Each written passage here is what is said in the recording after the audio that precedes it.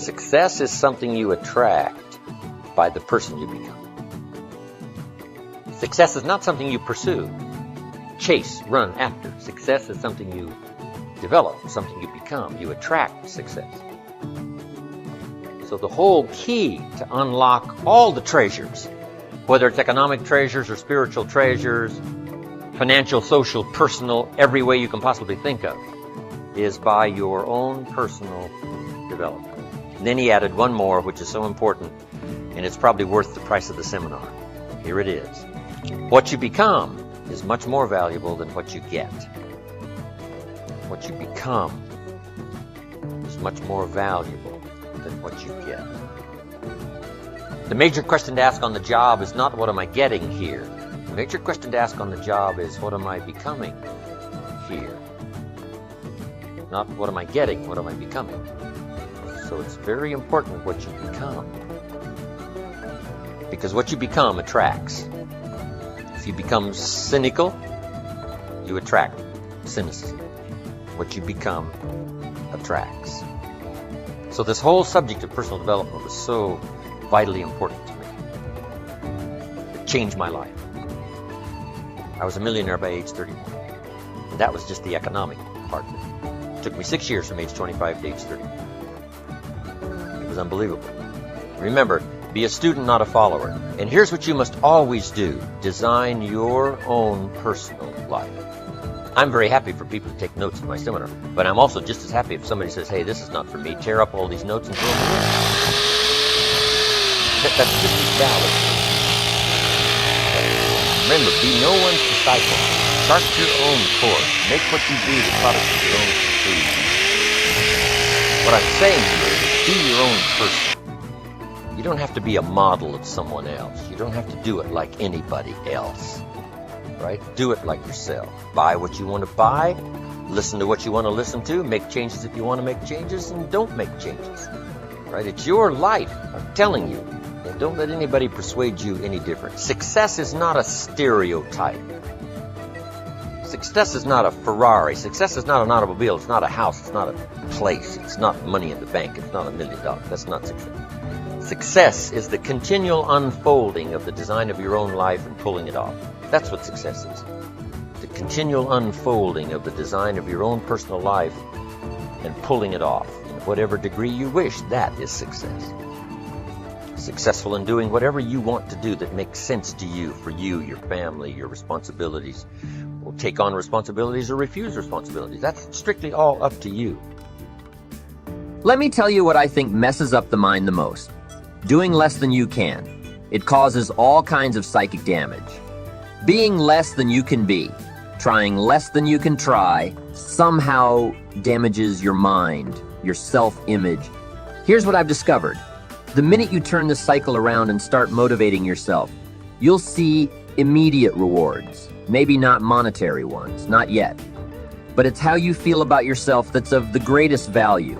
Discover all you can do. See how much you can earn, how much you can share, how much you can start, how much you can finish, how far you can reach, and how far you can extend your influence. Some people out there would have us believe that positive affirmation is more important than activity. Instead of doing something constructive to change their lives, they would have us repeating slogans and canned affirmations like, every day and in every way, I'm getting better and better. Well, improving our lives doesn't just happen with wishful thinking. Getting better and better only happens with the discipline of doing better and better. Discipline is the requirement for progress. And affirmations without discipline are, in all reality, delusions. Affirmations can be effective as long as you remember two very important rules. Number one, you should never allow affirmation to replace action. Feeling better is no substitute for doing better. And number two, whatever you choose to affirm must be the truth. If the truth happens to be that you're broke, the best affirmation would be to simply say, I'm broke. Face it, accept it, be responsible for it, and change it. By admitting that you're broke, by saying it out loud, you'll probably be disgusted enough to start thinking about how to change the situation. Anyone saying, "I'm broke with any conviction," will most likely be motivated to take action. Confronting harsh realities has an incredible effect. Confronting the truth and then disciplining yourself, instead of failing to take responsibility, inevitably leads to positive change. Reality is always the best beginning. You see, within reality lies the possibility to create your own personal miracle. And the power of faith starts with reality. If you can bring yourself to state the truth about a situation, then, as the saying goes, the truth will set you free. Here's another old saying: faith isn't faith unless it's all you're holding on to. If your life and your circumstances have resulted in a situation that is ugly, call it ugly. If you've lost it all, admit that you've lost it all. Be responsible for it. And if faith is all you've got left, use it. Create your own personal miracle. Once you understand and accept the truth, the promise of the future is freed from the shackles of deception. Once you accept the truth, the promise of the future will pull you forward. For every disciplined effort, there are multiple rewards. That's one of life's great arrangements. In fact, it's an extension of that biblical law that says that if you sow well, you will reap well. Here's a unique part of the law of sowing and reaping. Not only does it suggest that we'll all reap what we've sown, it also suggests that we'll reap much more. Life is full of laws that both govern and explain behaviors, but this may well be the major law we need to understand. For every disciplined effort, there are multiple rewards. What a concept! If you render unique service, your reward will be multiplied. If you're fair and honest and patient with others, your reward will be multiplied. If you give more than you expect to receive, your reward is more than you expect. But remember, the key word here, as you might well imagine, is discipline. Everything of value requires care, attention, and discipline. Children require discipline. They must have a structure built for them. They must have boundaries to work within so they feel secure and comfortable to explore and grow. They must learn to recognize what's right and what's wrong, what's acceptable behavior and what's not acceptable. Children require constant and consistent discipline. Otherwise, they'll be confused as to how they're supposed to behave. Likewise, our thoughts require discipline. We must consistently determine our inner boundaries and our codes of conduct, or our thoughts will be confused. And if our thoughts are confused, we will become hopelessly lost in the maze of life. Confused thoughts produce confused results. Remember the law.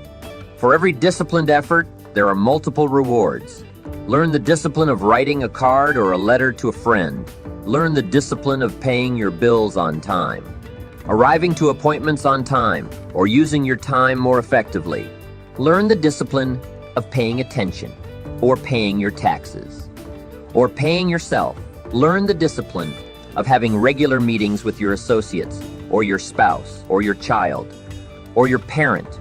Learn the discipline of learning all you can learn, of teaching all you can teach, of reading all you can read. For each discipline, multiple rewards. For each book, new knowledge. For each success, new ambition.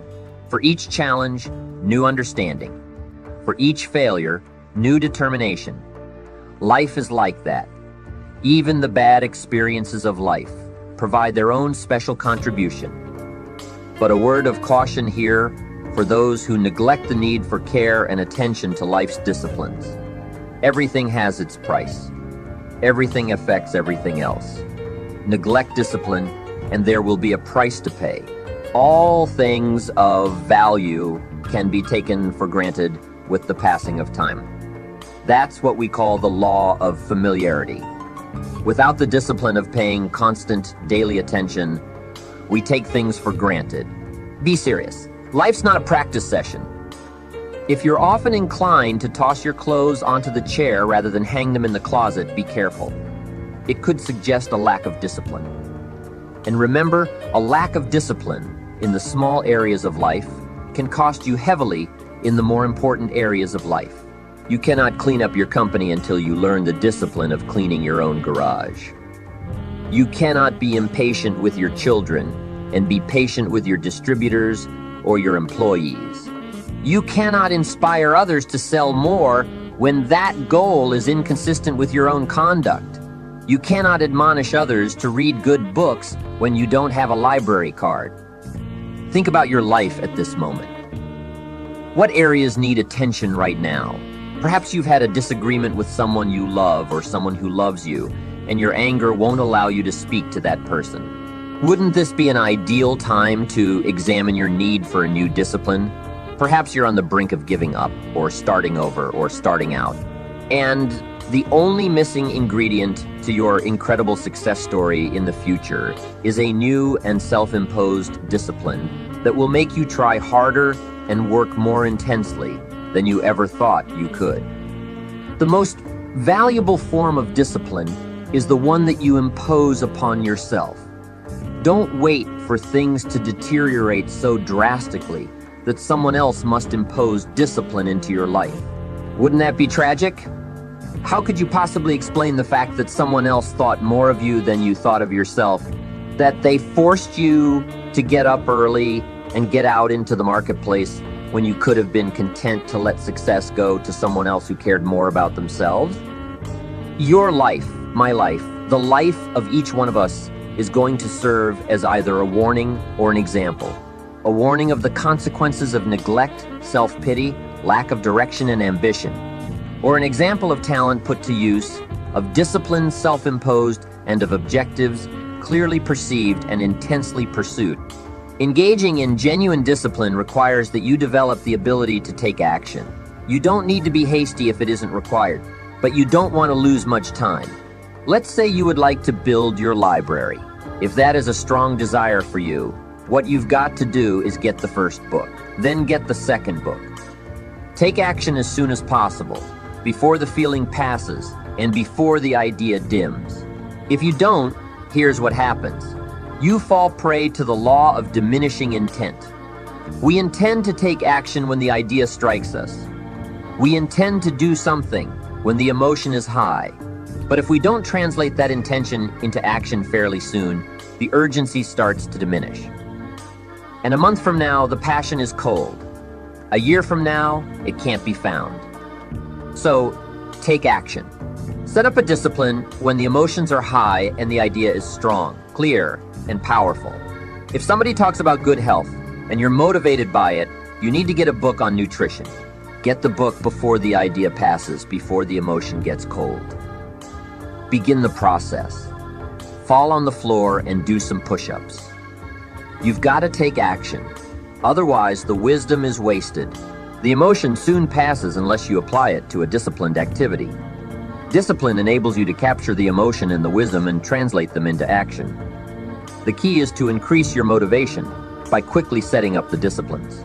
By doing so, you start a whole new life process. Here's the greatest value of discipline: self-worth, also known as self-esteem. Many people who are teaching self-esteem these days don't connect it to discipline. But once we sense the least lack of discipline within ourselves, it starts to erode our psyche. One of the greatest temptations is to just ease up a little bit. Instead of doing your best, you allow yourself to do just a little less than your best. Sure enough, you've started in the slightest way to decrease your sense of self-worth. There's a problem with even a little bit of neglect. Neglect starts as an infection. If you don't take care of it, it becomes a disease. And one neglect leads to another. Worst of all, when neglect starts, it diminishes our self-worth. Once this has happened, how can you regain your self-respect? All you have to do is start with the smallest discipline that corresponds to your own philosophy. Make the commitment. I will discipline myself to achieve my goals, so in the years ahead I can celebrate my successes.